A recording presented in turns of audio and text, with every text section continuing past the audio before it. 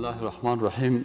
برادرای محترم، درس امروز ما به سلسله اصطلاحات عقیده را که شروع کرده بودیم، امروز اصطلاح تأویل است. کلمه تأویل اصلا ت الف در سر شمزه، تأویل واو یا لام. خود کلمه تأویل که است از ماده اوله گرفته شده. اوله یؤول تأویلا. اینال اوله چی معنی؟ معنای تأویل به معنای رجوع هست، به معنای عودت است و به معنای تفسیر است.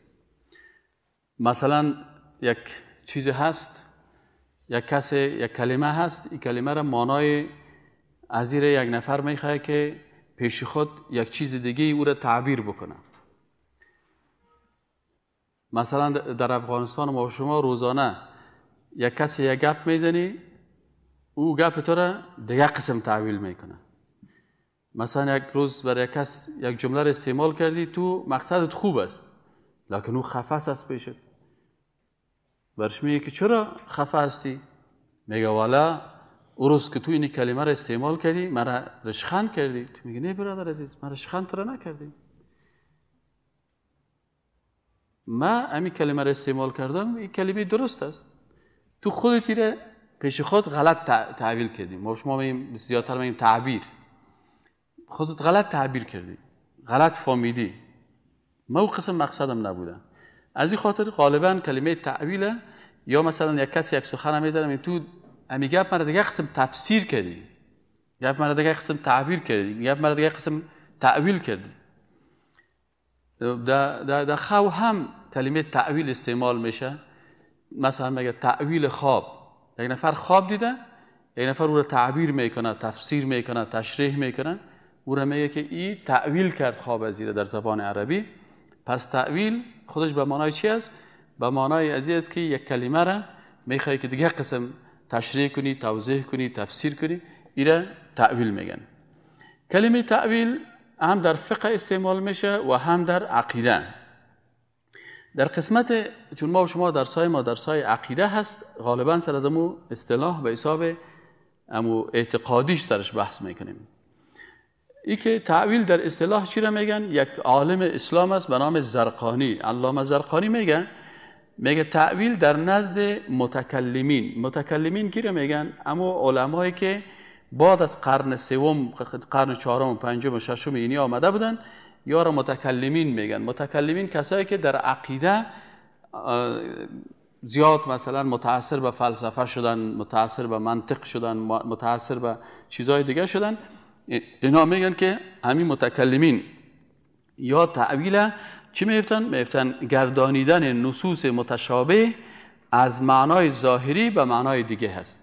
یعنی معنای ظاهریش نمیگیرن، معنای دیگهش میگیرن.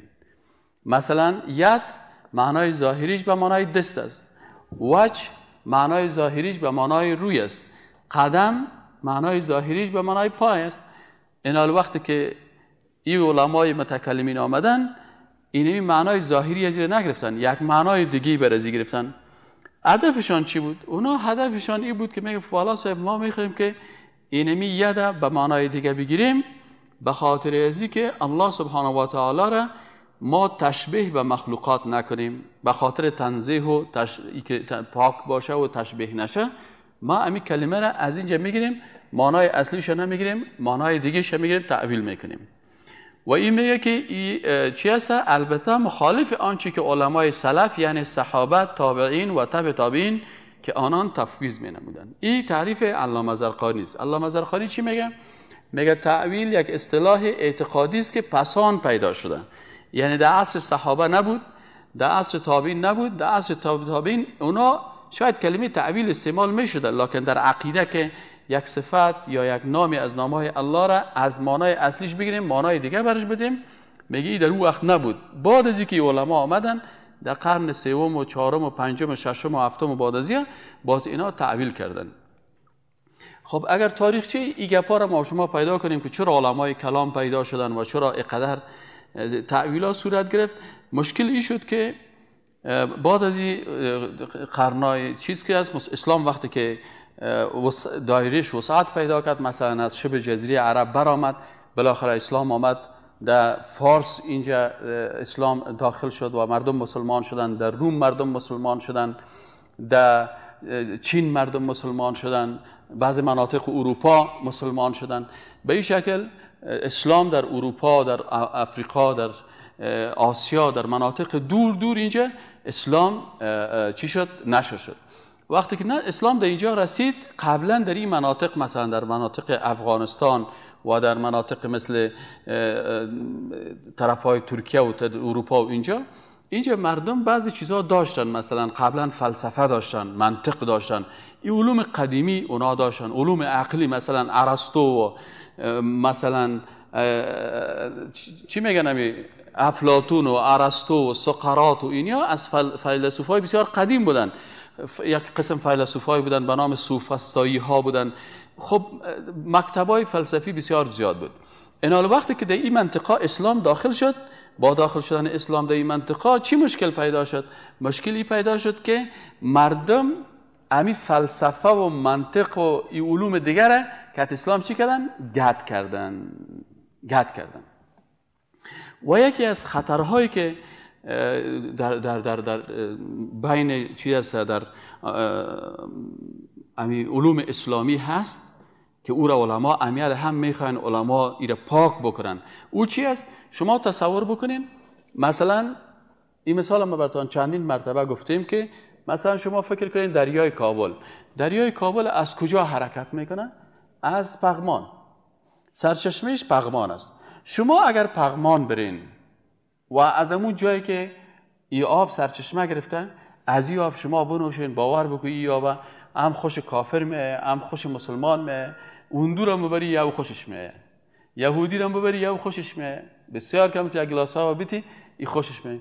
لکن وقتی که از اونجا حرکت میکنه او آهسته میایه دنیمرا که آمد مردم کابل خدا هدایت بکنه. مثلا نفر دیگه آمده گندنه و مولی سرخک و پیاز و کچالوی خودن دمی او میشه. بالاخره صاحب اینمی آب صفا و زیبایی که از پغمان حرکت کرده بود و بسیار لذیذ بود و برای صحت مفید بود، بالاخره صاحب وقتی که در پیش پل خشتی برسی، اینجا از دریای کابل یک قطره او خوردن نمیتونی. ای او میکروبی هست، ای او مردار هست، ای او بدبوی است، ای او چتل است، یعنی هیچ قابل استفاده نیست. متاسفانه بسیاری از مسائل دینی هم اینمی قسم شده که وقتی که قرآن عظیم الشان و سنت رسول الله صلی الله علیه و که در مکه مکرمه و در مدینه منوره نازل شد، یعنی اگر باور بکنین بر شما، بر من تجربه شده، یعنی وقتی که قرآن عظیم الشان و سنت صحیح رسول الله صلی الله علیه و بر یک کافر تشریح کردیم، مثل اونمو آب زیبای پغمان واره، اما کافر قناعت کرده، گفته والا آنچه که در قرآن آمده و سنت رسول الله صلی الله علیه و آمده این خوب بسیار زیبا هست. اما مشکل چیست؟ مشکلی است که وقتی که اسلام از مکه مکرمه حرکت کرد، آمد تا افغانستان رسید، تا چین و تا این منطقه رسید، تا هندوستان رسید، صاحب در بین اسلام اول بسیاری مردم رواجهای خود داخل کردن. یک جوی چتلی که در احکام اسلام داخل شده و امروز اکثرا دشمنای اسلام سر از اون انتقاد میکنن، امی مرداری و کثافت چی هست؟ عادات و رواج و عنعنات مردم است. مسلمان ها عادات پدری خودن، رواجهای قومی خودن، از زمان کیکاووس و از زمان مثلا امو پادشاه های قدیم این عادت ها در بین مردم افغانستان وجود داشت، ایران صاحب داخل کرده. امروز سرسخت‌ترین مردم در افغانستان نوروز ما کم میگیره. خب برادر تو خود مسلمان شدی، حالا نوروز چی میکنی؟ عرب ها خوبیشان در چی بود؟ عرب ها داشتن بدیها، عرب ها داشتن مثلا دخترای خود زنده به گور میکردن. وقتی که قرآن آمد این فرهنگ اوسو انداختن. عرب ها بتهایشان از بتهای موضوع که بسیار زیاد بود، 360 بت در اطراف مکه بود و در منطقه بتها بود و در خانه به خانه، در هر خانه مردم مکه قریش که میرفتی، در هر خانهشان صاحب در سر دیوالش بت، در اونجا کنج اولیش بت، در اونجا بود. یا مجردی که اسلام قبول کردن این بتها را کاملا از بین بردن. فرهنگ دختر زنده به گور کردن از بین بردن، فرهنگ دختر فروختن از بین بردن، فرهنگ های جاهلیتی که آثار جاهلیت بود از بین بردن. او فرهنگ ها و او عاداتی که از دین ابراهیم علیه السلام گرفته شده بود او را ماندن. فرهنگ خوبش هم بود، شجاعت، دفاع از غریب، دفاع از مسکین، این چیزا را ماندن. اما فرهنگ های زشت و خرابی که بود این را ترک کردن. اما در بسیاری از کشورها مثل افغانستان، مثل پاکستان، مثل هندوستان، اینجا مردم چی کردن؟ یا گفتن نه صاحب، هم من مسلمان هستم، هم صاحب من پشتون هستم، هم ز پختونیم، هم ز مسلمانیم. ز خپل پختو ساتم، سرقم پختو ساته، دختر خودم میفروشم. برو امیال سعی که در خانه مردم افغانستان دری زبان و پشتو زبان و ازبک دختر خودم مسلمان هستی، خوب مسلمان است، حتی عالم است، مولوی هست، دختر خدا بری بهش بگی که مولوی صاحب می دخترت میخوایم برای بچه‌م بگیرم، میگه 5 لک روپیه تویانش. او برادر اسلام تویانه هست، مهر است، دوادی نکاح تعیین میشه و او باز برای دختر داده میشه. یک مقدارش اگر واسش رسید عاجل برش میده، یک مقدار یک واسش نرسید باز طول زندگی خود 5 سال بعد 10 سال بعد برش میده. 50,000 تعیین میشه والمهر علامات رادیه برای رضایت جانبه. این میگه نه نه نه نه من 5 لک روپیه جیبای خود پر میکنم. پس مردم افغانستان چی شد؟ عادات خود هم در اسلام داخل کردن. نوروز خوب کل مردم میفهمه، کل ادبا میفهمه، کل مولوی ها میفهمه که این تاریخچه نوروز عین میگرده به کجا؟ به اونمو پادشاه‌های قدیم فارس مجوسی ها بودن و عید مجوسی ها هست و امروز هم آتش پرستا مثلا او را به نام عید خود یک فرهنگ مقدس و لکن مردم افغانستان صاحب اتم ما کم هستن که اینجا مردم فرهنگ خود یک جوی چتل که در اسلام ما داخل کردیم چی است؟ فرهنگ غلط افغانی ماست. قرآن سنت رسول الله صلی الله علیه و سلم چی میگه؟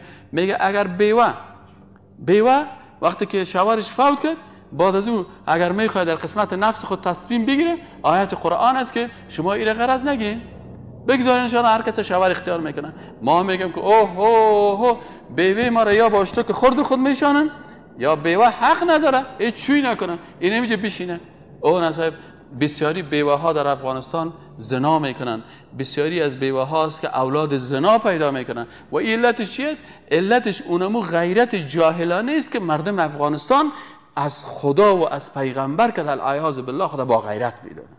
الله میگه بر بیوه اجازه هست که شوهر بکنه، مردم افغانستان میگن این نیست، میگه من مسلمان هستم، این مسلمان است؟ ابدا. و من لم يحكم بما انزل الله فاولئك هم الكافرون. وقتی که حکم الله ثابت شد و تو گفتی که نه ما اینجا حکم الله را قبول نمیکنیم. ما در یک مجلس شیشته بودم، مسئله بیوه بود، خوب رفتیم میگم چی منم خواسته بود چی گپ است؟ گفتم ما برشان دین تشریح کردم، یک نفر بر ما گفت که والا استاد ما خفه که مونږ دلته اسلام نکو دلته پښتو کو. ما وشات برام گفتم خلاص تاسو چې پښتو کوي زه پښتو نشم کوي، ځکه چې پښتو قوانین د جاهلیت قوانینی که در فرهنگ پشتو و دری و ازبکی هست خفه نشین، ما خفه کیږي د جاهلیت قبل اسلام ده.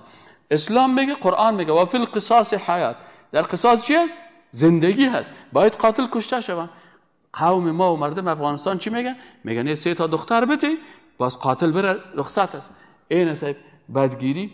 اینال مردم غیر مسلمان قرآن بد نمیگن که قرآن جنجال ندارن.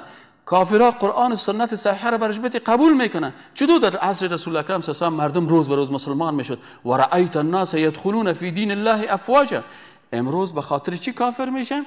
به خاطر ازی کافر میشه که مثلا یک نفر برای ما زنگ میزنه، یک نفر برای ما میگه که سای فلانی نفر لندن رفته و نصرانی شده. چرا نصرانی میشه؟ بچه مولوی صاحب هم است. چرا بچه مولوی نصرانی میشه؟ میگه به خاطر از میگه که من این دین پدرم قبول ندارم، دینی که خیرات خوری است، دینی که اسقاط خوری است، دینی که تمام روز در ختمه 5 سپاره بگو میخوانم تو 1 سپاره میخوانی 4 سپاره دیگه ش دروغ تیر میکنی، دینی که سر غریب و بیچاره مسکین چال جور میکنی به نام فال و به نام تعویض از جیب ازو پیسه را میگیری، دینی که مثلا مردم در چشم مردم مدرای کت کافر دوستی میکنی و باز بر مردم میگه که این دین اسلام است. از اینی دین مردم متنفر میشن. از این دینی که ما فرهنگ خود دو داخل کردیم و به نام اسلام او را تبلیغ میکنیم و متاسفانه اکثریت از ساکت عن الحق شیطان اخرس. اکثریت کسا این گپ نمیزنن. چرا؟ به خاطر از اینکه فلانی آجی صاحب خفه میشن، فلانی رهبر صاحب خفه میشن، فلانی شخص خفه میشن. برادر عزیز، از ساکت عن الحق حدیث نیست، یک مقوله هست. کسی از کسا گفته حدیث رسول الله صلی الله علیه و آله نیست. هر کسی نسبت به رسول الله صلی الله علیه و آله غلط است، حدیث نیست. لکن از ساکت عن الحق یک قول است، معنای بسیار خوبی داره که کسی از حق ساکت است این شیطان گنگ است و اکثریت مردم اینمی قسم شدن. پس اینال او آب زیبایی که از پغمان حرکت کرد در پغمان بسیار خوب بود، اونمو اسلام پاک است که در مکه مکرمه و مدینه منوره بود. وقتی که حرکت کرد در نیم راه صاحب فرهنگ خدا داخل کردن. از اون طرف دیگه باز پیشتر کمکی جوی آمد، این دیگه صاحب داخل کرده فلسفه را. وقتی که فلسفه داخل شد مشکلات عقیده پیدا شد. چه قسم مشکل عقیده پیدا شد؟ همین بحثی که ما با شما سرش مسئله تعویل میگیم. صحابه کرام چی میگفتن؟ صحابه کرام میفهمیدن که وقتی که میگفت که ید الله فوق ایدیهم، میگفت دست خداوند بالای دستهای از این است. خب ید چی ترجمه میکردن؟ میفهمیدن ید به معنای دست است، لکن تنها دست سرش گپ نمیزدن. اونجا میامدن آیت دیگه قرآن میخوانن که لیس کمثله شیء، مثل خداوند هیچ چیزی نیست. پس وقتی که میگیم ید الله، دست الله، پس اینه نباید با کسی با مخلوق تشبیه بکنیم. اصلا در قلب صحابه کرام تشبیه ایجاد نمیشد. چرا تشبیه ایجاد نمیشد؟ به خاطر ازی که اونا میفهمیدن که لیس کمثله شیء. امی قسم که ید الله را میفهمیدن، امی قسم لیس کمثله شیء من ایس یک فرمول در کلهشان بود، عقیدهشان بود که تمام مخلوقات با خالق متعال کاملا فرق دارن. چرا؟ مخلوق اگه دست داره، دست مخلوق است، به مخلوق بودن از او دلالت میکنه. مخلوق اگر پای داره، دلالت به مخلوق بودن از این میکنه. اگر روی داره، روی مخلوق است، دلالت به مخلوق بودن از این میکنه. اما وقتی که باز میایم سر خالق گپ میزنیم، باز اینجا مخلوق از نظر خود چی میکنیم؟ اوسو میکنیم. پس میگیم یاد الله، بله دست الله هست. چه قسم است؟ ما قسمش نمیفهمیم. کیفیت داره؟ بله کیفیت داره. به کیفیت خود خشک است. خیلی وقتی دست الله کیفیت داره، چه قسم از کیفیتش؟ کیفیتش غیب است. ما میفهمیم؟ نه خیر، ما نمیفهمیم. چرا نمیفهمیم؟ به خاطر ازی که او غیب است، ما غیب نمیفهمیم. خیر چه قسم عقیده کنیم؟ میگیم یاد الله اونمو قسم است که به جلال و عظمت و شأن الله سبحانه و تعالی شایسته است. دیگه چیز میفهمیم؟ نه دیگه چیز نمیفهمیم. کیفیتش میفهمیم؟ نه خیر، کیفیتش نمیفهم. چرا نمیفهمیم؟ مربوط غیب است. در غیب شما مسلمان ها چی عادت دارین؟ ما در غیب تسلیم هستیم و سکوت میکنیم. خلاص. اما این کسانی که متأثر به فلسفه شده بودن، متأثر به منطق شدن، عیسی وقتی که فلسفه رو در اسلام داخل کردن، یک دفعه صاحب عقاید جور شد، مکتبای اعتقادی. این قدریه است، این جبریه است، این معتزله است، این خوارج است، این صاحب فلانی است، این فلانی است، این فلانی است. آنقدر مکاتب فلسفی و مکتبا پیدا شد که امیال وقتی که ایره در بعض جایا بخونیم، باور بکو بعضی اوقات که استادات تشریح میکرد موی در جان ما میخیست که چی میگه. و متاسفانه این مردمایی که زیاد بحثای فلسفی در غیبیات میکنن بسیار احیانا از دایره ادب خارج میشن. امی که یک نفر در غیبیات زیاد دخالت میکنه، این بیادبی هست. یک روز یک کس آمد پیش من گفت استاد والا مرا چند نفر سوال کردیم، برای من چند قسم تشریح کرده. چی رو؟ چند قسم تشریح کرده. گفت مرا بیخی نیزی کس عقیده من خراب کنن. آخری نفر خود هستی، صحیح جواب میتی بیتی نمیتی عقیده من خراب است. من گفتم خب برو بگو خیر است. آخری نمون از نکردم دیگه. علما اگر من خود دایی هستم عالم نیستم، پیش یک عالم دیگه میشه بری باز اگر من سوال تا جواب تا گفتن نتونستم. چرا؟ گفتم خب سوالی چیست؟ گفت مسئله قبر است، عذاب قبر. گفت یکی برای من میگه عذاب قبر مثل خوار است، یکی میگه عذاب قبر مثل چی است؟ چوکی برقی است که یک نفر میکشه. یک نفر میگه عذاب قبر زدنک است مثلا چطور است. یکی میگه آخر ما خودت چی میگی عذاب قبر؟ ما گفتم برادر عزیز، برادر محترم، کل از اونا که تشریحات بر تو دادن متاسفانه یک کلمه از پیششان فراموش شدن. چی فراموش شدن؟ که عذاب قبر غیب است. عذاب قبر چی است؟ غیب.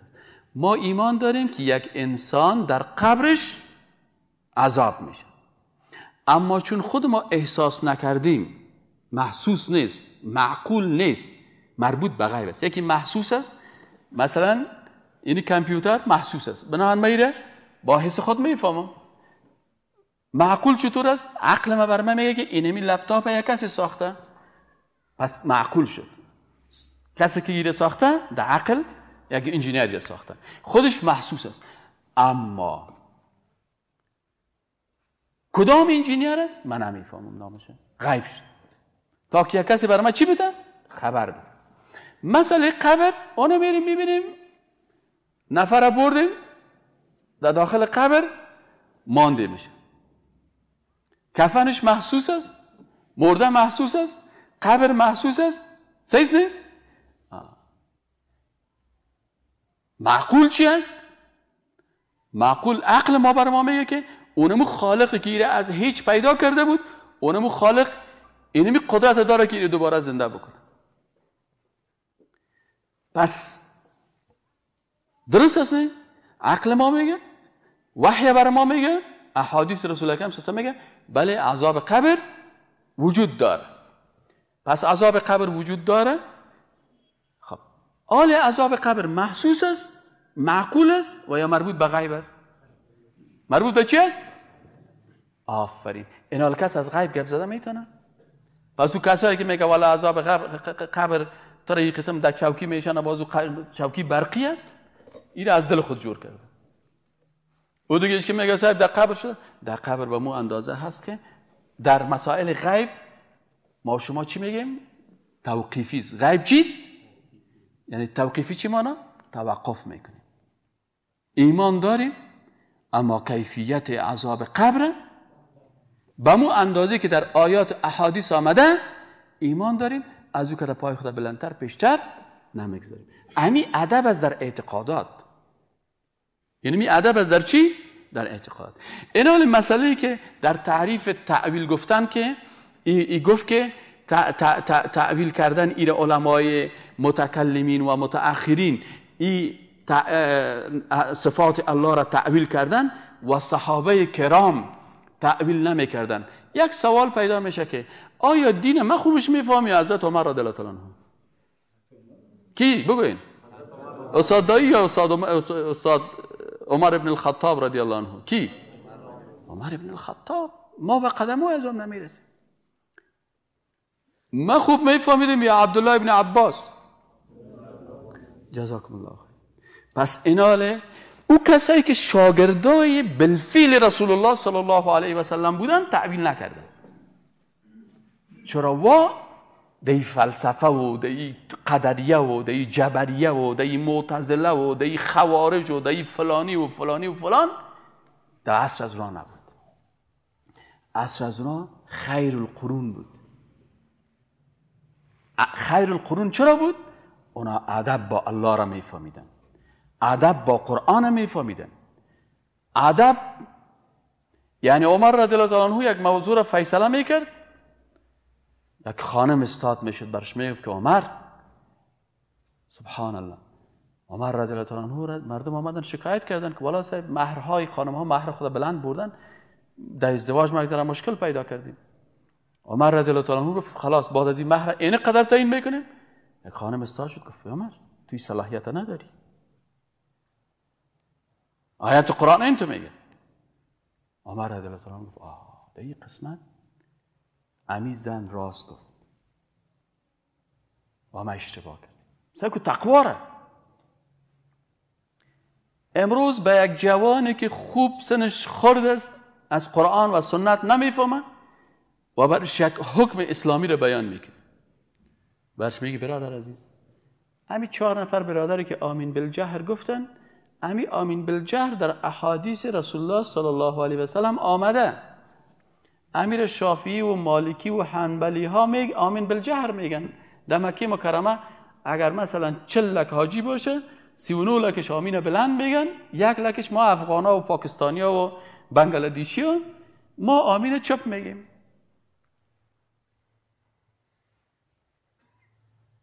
نه استاد یعنی چقدر بی‌ادبی در مقابل سنت رسول اکرم صلی الله علیه وسلم. صحابه کرام در مسائل اعتقادی ادب و خالق اول میفهمیدن. الله گفته من قدیر هستم، بله قدرت خدا گفته ان الله علی کل شیء قدیر. باز الله گفته در جای دیگه که ید الله دست الله، بله گفته. وجه بر خود نسبت داده، بله داده. قدم بر خود نسبت داده، بله داده. نزول گفته نسبت داده، بله نسبت داده. پس صحابه کرام چی میگفتن؟ صحابه میگفتن خلاص نزول الله تعلق میگیره به او، مثل نزول ما نیست. صحیح؟ ید الله تعلق میگیره به ذات خودش، مثل ما نیست. قدمش به خودش تعلق میگیره، به جلال و عظمت شایسته است، مثل ما نیست. خلاص تسلیم بودن. وقتی که گپ زیاد میشد پیش امام مالک رحمت الله علیه یک کسی آمد گفت امی خداوند چطور استاد شده؟ استوا علی العرش الرحمن و علی العرش استوا. گفت الاستوا معلوم. گفت استوا معلوم است، در قرآن آمده. ایمان به واجب است، کیفیتش ما نمیفهمیم و سوال این مسئله بدعت است. گفت اینو بکشین از مجلس. اقدر تو بی‌ادب هستی که حالا برام آمدی از غیب گپ میزنی که استوای خالق در عرش چه قسم است؟ تسلیم شو بگو که او همون قسمه که به جلال و عظمت الله سبحانه و تعالی شایسته است. گپ زیاد نزن. بکش. گفت بکش بدعتکار از مجلس ما که اگر ادب میداشت امی سوال نمیکرد. یعنی این از مجلس خود کشید که تو بی‌ادبی در مقابل من نکردی. تو اینقدر بی‌ادب هستی که در غیب الهی تو مداخله میکنی و آمدی از استوا پرسان میکنی. تسلیم شو بگو خلاص این مسئله توقیفی است، همون قسم که به جلال و عظمت خالق شایسته است ما کیفیتش نمیفهم. زیاد فلسفه نکن. پس این حال مشکل در چی پیدا شد که صاحب یک کسی آمد از مکه مکرمه اسلام برآمد، در نیم راه آمد در اسلام چی رو داخل کردن؟ فلسفه رو داخل کردن. وقتی که فلسفه داخل شد گروه‌های اعتقادی برآمد، قدریه، جبریه، فلانی فرهنگای خود داخل کردن. وقتی که اسلام در هندوستان رسید دولم داخل کردن، تنبور هم داخل کردن. حالا می گروه هایی که به نام مسلمان تنبور میزنه و دول میزنه و چی میزنه، یارو صاحب پرسان کنین بگو امیر از کجا آورده؟ میگه صاحب یک کسی رفت در هندوستان، دین از هندوستان آمده اسلام یا از مکه مکرمه از مدینه منوره؟ دین از کجا آمده اسلام؟ اما دول از کجا آمده؟ خودشان هم میگن دیگه. یک کسی میگه رفت هندوستان، دیگه در هندوستان وقتی که میگه رفت که دول زدن صاحب ایران برداشت، خوشش آمد. میگه ایران چی کنیم؟ داخل کنیم در بین اسلام. حالا صاحب بعضی از گروه های به نام مسلمان میرقصن. این از کجا پیدا شد؟ همون جویی که خب کسایی که ناوقت آمده من تشبیه کردم که یک جوی است. دریای کابل از کجا سرچشمه میگیره؟ از پغمان. در پغمان بری او بگیری خوش کلگی میه. اما در پل محمود خان بی یک گلاس او بخوای از دریای کابل بخوری نه خوش مسلمان میه نه خوش کافر میه. عین مثال سر اسلام ما هست. اسلامی که در مکه مکرمه و مدینه منوره بود که رسول الله صلی الله علیه و آله او را تبلیغ میکرد، ابوبکر صدیق او را تبلیغ میکرد، عمر خطاب رضی الله عنه تبلیغ میکرد، صحابه کرام تابعین و تابع تابعین.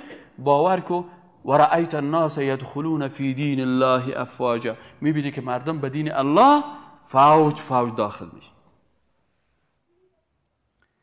آره چرا مردم دین اسلام خوش ندارن؟ دین اسلام مثل دریای کابل در پیش پل خشتی شده.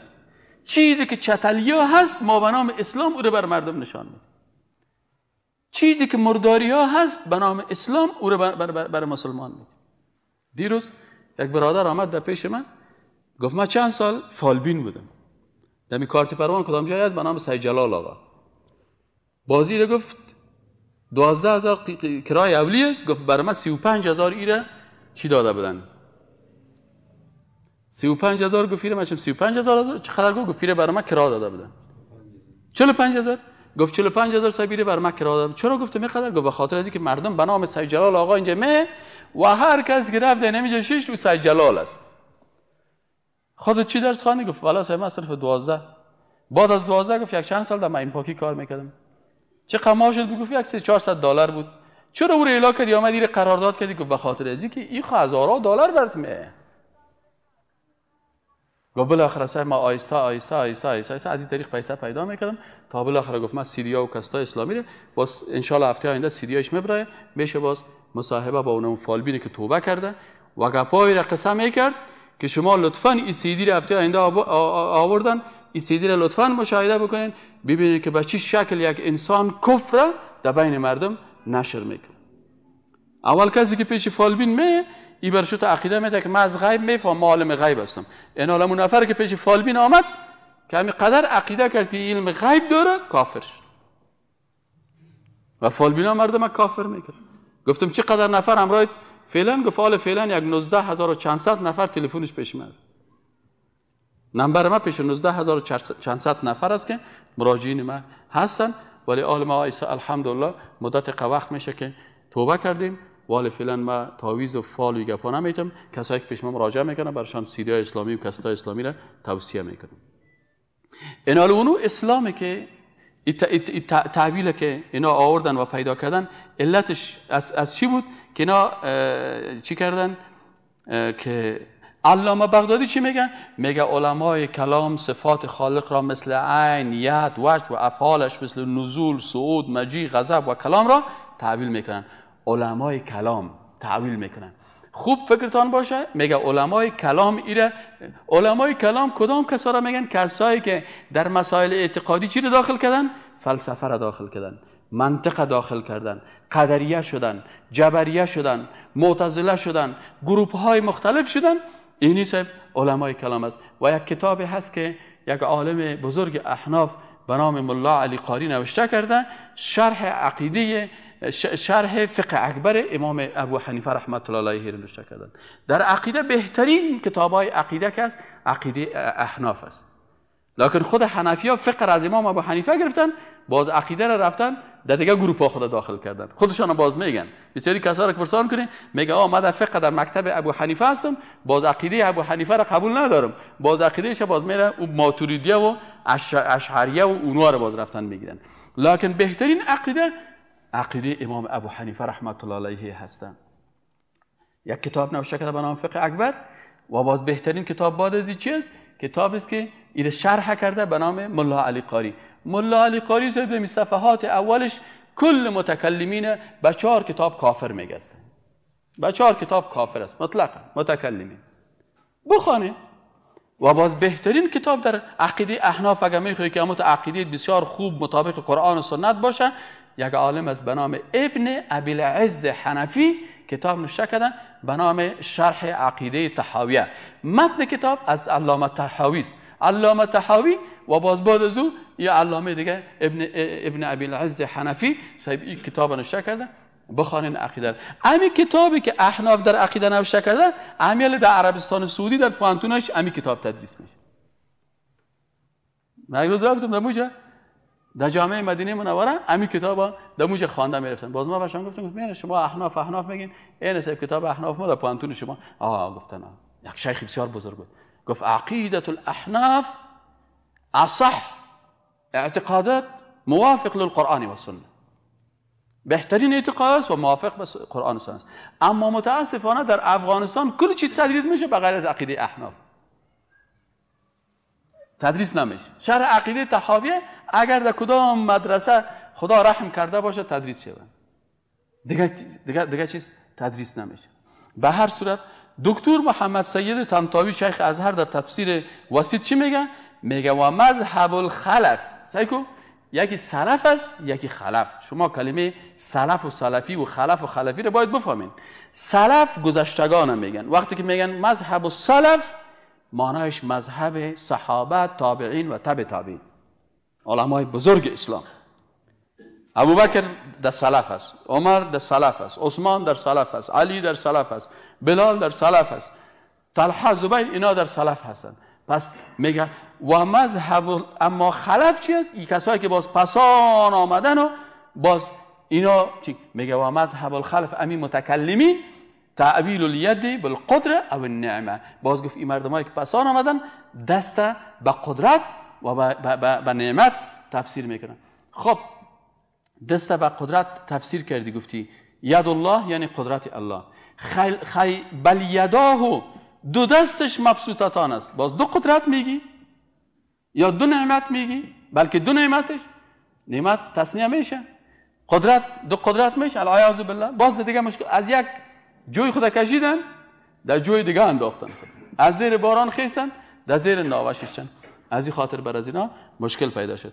بدرالدین عینی حنفی در کتابش عمدة القاری، عمدة القاری شرح صحیح البخاری، بدرالدین عینی حنفی در کتابش عمدة القاری، این عمدة القاری شرح صحیح البخاری چی میگه؟ ذکر چی میگه؟ چی میگه؟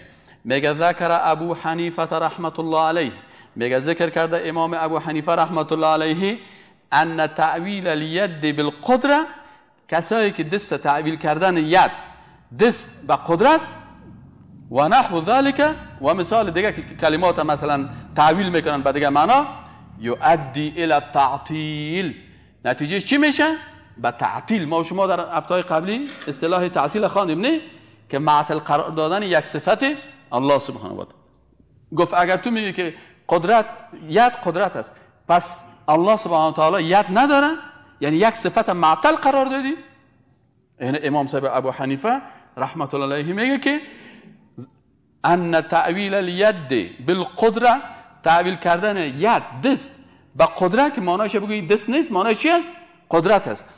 و نحو ذلك، یا مثل از دیگه کلمات که مثلا وجه و یا قدم و یا دیگه معنا برش تعویل کنی، میگه یؤدی الی التعطیل، این سبب تعطیل صفات الله میشه. تو صفت قدرت ثابت کردی، صفت ید چی کردی؟ معطل قرار دادی، او را از بین بردیم. یؤدی الی التعطیل فان الله تعالی، ایگه به امام ابو حنیفه رحمت الله علیه است، ایگه به امام ابو حنیفه رحمت الله علیه است. و این چی میگه امام صاحب ابو حنیفه رحمه؟ فان الله تعالی، پس یقینا که الله سبحانه و تعالی اثبت لنفسه یدا، بر نفس خود ید ثابت نموده، گفته که ید است، ید الله خودش گفته. فاذا اولت بالقدره، اگر تو خیستی و از دل خود با تأثر به فلسفه و منطق و گپای متکلمین ایره تعویل کردی، گفتی نه ید نمیگم قدرت میگم، یسیر عین التعطیل، تو ایره چی کردی؟ ایمی کار تو تعطیل میشه. و اصطلاح تعطیل ما شما خوانیم. و انما الذی، خب امام صاحب ابو حنیفه رحمت الله علیه، ما که تو را دوست داریم، خیلی چی کنیم؟ برای ما درس میده و میگه انما الذی ینبغی، آن چیزی که در این قسمت مناسب و شایسته و خوب است، فی مثل هذا ان نؤمن، که ایمان بیاوریم بما ذکره الله تعالی، آنچه را که الله ذکر کرده، با او چی کنیم؟ ایمان بریم، باید ایمان بریم. علی ما اراده، با مو شکلی که ایمان بریم، با مو قسمی که الله خودش اراده کرده. سیز ولا نشتغل بتعویله، با تعویل ازی خودم مشغول نسازیم. او برادر، او دوستای عزیز قربان که خدا میگه که من امام صاحب ابو حنیفه را دوست دارم. چطور امام صاحب ابو حنیفه رحمت الله علیه را دوست داری و عقیدهش را دوست نداری؟ باز در عقیدهش میری در پشت متکلمین، میری سر پشت سوفسطایی ها، میری پشت ارسطو، میری پشت گپای افلاطون و سقراط. نه، این عقیده درسته که از قرآن عظیم شد. چرا که امام صاحب ابو حنیفه از جمله سلف صالح است، تابعی بود، صحابی رو دیدن، از او درس یاد گرفتن. پس میگه که خب و انما الذي ينبغي في ذلك في مثل هذا ان نؤمن بما ذكره الله من ذلك على ما اراده، با او ایمان میاریم. اما قسمی که الله بر ذات و جلال عظمت خود ید ثابت کرده و اما قسم که اراده کرده، با مو شکل ایمان داریم. کیفیتش ما نمیفهمیم چون مربوط به غیب است، ادب مراعات میکنیم. ولا نشتغل بتعویله، و در تعویل ازی خدا مشغول نمیکنیم مثل متکلمین وره. فنقولو، که امام صاحب ابو حنیفه رحمت الله علیه میگه، فنقولو میگه ما میگیم له یدون، ما میگیم که بله الله سبحانه و تعالی ید یعنی دست داره، علی ما اراده، همون قسمه که اراده کرده. لا که ید المخلوقین، اما یدش دستش مثل دست مخلوقات نیست. و کذالک فی نظائر ذالک، و اینمی قسم عقیده ماست در بقیه اموری که الله سبحانه و تعالی یا وجه هست یا قدم است یا نزول است یا صعود است که الله سبحانه و تعالی بر خود نسبت داده، به او ایمان میاریم اما در کیفیت از او داخل نمیشیم و تعویلش نمیکنیم. اینی است عقیده درسته که ما کسانی که واقعا عقیده قرآن و سنت از شاگردای رسول اکرم صلی الله علیه و سلم که صحابه کرام است از او میگیریم و عقیده از ایناست. جلد 1 صفحه 384 مکتبه شامله به خاطر از این نوشته کردیم که ما اینمی عبارت از مکتبه شامله گرفتیم. بعضی اوقات همین کتابا که است فکرتان باشه جلد صفحهش در بعضی چاپات تغییر میکنه. همین مسئله که بحث کرده بدرالدین عینی در عمدة القاری ایره پیدا بکو، اما صفحهش میشه که در این کتابایی که در اینجا چاپ میشه تغییر کنه، لکن در مکتبه شامله اگر کسی را مراجعه بکنه در کتاب عمدة القاری شرح صحیح البخاری تالیف بدرالدین عینی حنفی، اینه باز این مطلب ما از اونجا گرفتیم. یعنی عقیده قرآن و عقیده سنت و عقیده صحابه کرام و عقیده تابعین کرام و عقیده تابعین کرام کلش اینمی بود که در قسمت صفات الله سبحانه و تعالی تسلیمی بود، با او عقیده داشتن، او را چی نمیکردن؟ تعویل نمیکردن و زیاد در کیفیتش هم عقیده داشتن که کیفیتش مربوط به غیب میشه. از این خاطر اینا او چی میکردن؟ او را زیاد سرش بحث نمیکردن. اینی بود درس امروزی که ما و شما درباره تعویل داشتیم. و السلام علیکم و رحمت الله و برکاته.